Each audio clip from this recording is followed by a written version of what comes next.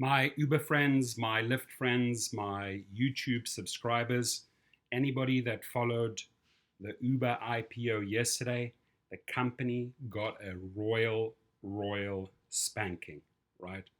They lost a lot of money on the opening day. And remember that they wanted to start with 120 billion. They then sort of said, let's go more conservatively at 100. Then they rethought things and said 90. I do believe, I could be wrong, I think they sort of started off at 82 billion, evaluated it, and went down by another approximately 5 billion. So the market said no. And I think what truly worked in the scheme of things is that the drivers were extremely vocal. We were on the news, we were in the newspapers everywhere. Every city, every country, they were reporting about us. So we owe a huge gratitude, firstly, to the media, to the print for supporting us. I think the public saw that. And then, these headlines here, congratulations to Uber, the worst performing IPO in US stock market history, right? So let me just read you something else here quickly that this gentleman wrote, which I thought was very, very interesting. Consider also that Uber's debut valuation was at 76.5 billion. Sorry, there it is. Was a considerable drop from the between 90 billion and 120 billion the company had been worth in some analysts' estimation just a month earlier. One meant to staunch the forthcoming bleeding that had begun with competitor Lyft's belly flop IPO. This defense position did little to keep Uber or its investors from taking on water within a single day of trading.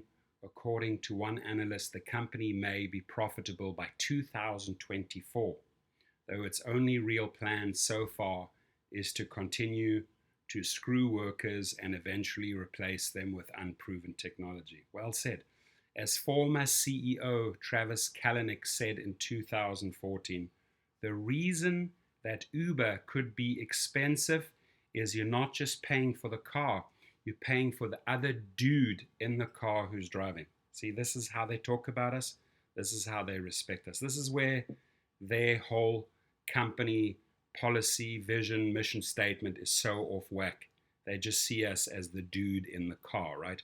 Presently, investors are probably realizing that what they are paying for is an unsustainable company, so huge that its main justification for existing is sunk cost.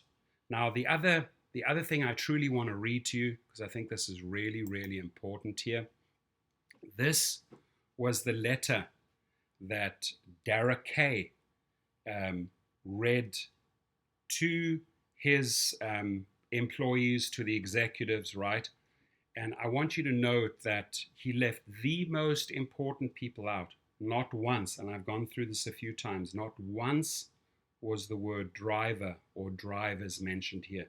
So what he regards as his team, as I'm going to show you right now, is very clear, right? And with that, with that thinking, how can they ever succeed, right?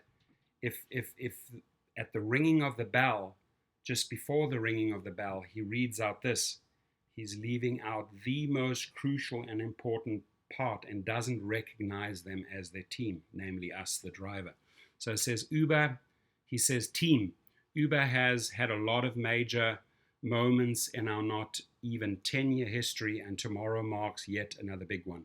Since our first trip in the summer of 2010, today, Uber has redefined what it means to scale a startup. From only a few cars and a handful of employees to operations in more than 60 countries, 10 billion trips, and 3.9 million people finding work on our platform. Each of us joined for our own reasons, but we all had one in common. We jumped at the chance to build new businesses, reimagine cities for the better, and create a once-in-a-generation company while we're at it. Through good and some not so good times, we showed up every day because we felt a purpose. relished a challenge and were inspired by the promise of what Uber might one day become. Tomorrow, we'll continue to make good on that promise when we ring the opening bell of the New York Stock Exchange on our first day as a public company. Where you are, I want you to be part of the action, so expect more details soon. An IPO is a huge moment, and it's a day we've all been looking forward to. It deserves to be celebrated by all of you, and because of all of you.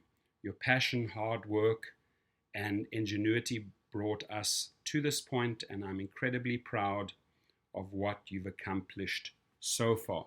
As we move from a private to a public company, our jobs will no doubt become harder, and all eyes will be on us. We'll have an even deeper responsibility to our customers, to our shareholders, to our cities, and to each other.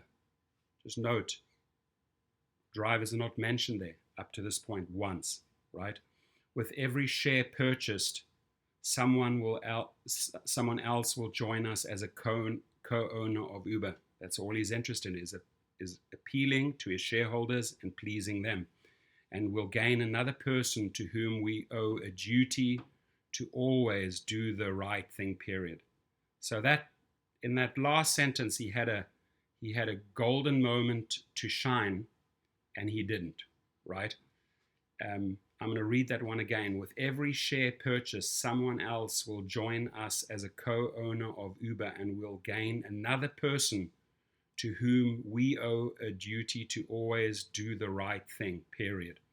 Remember, while the public markets will keep their version of the score and the value of what we build, our true north will be determined over the long term.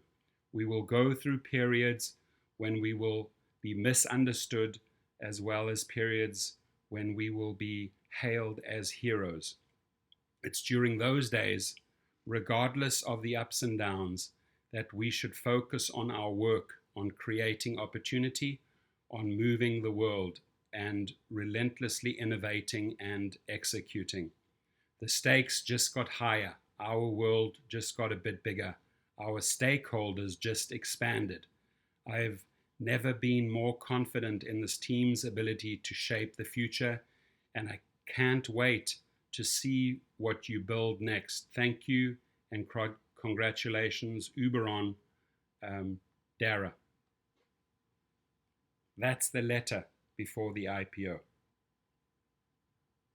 And with that attitude, ladies and gentlemen, I doubt the companies can succeed, because the most important part of this company was not mentioned once, right? It was more important to address the letter to his team and to shareholders. But the word driver or drivers never appeared once, right? And I think that's going to be their biggest failure. And again, if you look at that article I shared with you, right? They just had the worst IPO opening. Let's see what happens on Monday when the markets open up again, right? Right now, I believe they're 7 or 8% down. And they haven't even addressed or spoken about all the strikes and the drivers' unhappiness. And if they think that that huge cloud that hangs over them, that hangs over Dara and his team, if he thinks it's going to go away without addressing it, it won't. What I saw was amazing in the last few days is that the drivers stood up in every city, in every corner of the world, and they voiced themselves, right? United we stand, divided we fall. I think we influenced this day more than anyone else, right? And I would request that Dara rewrite this letter today. Have a wonderful one. Enjoy.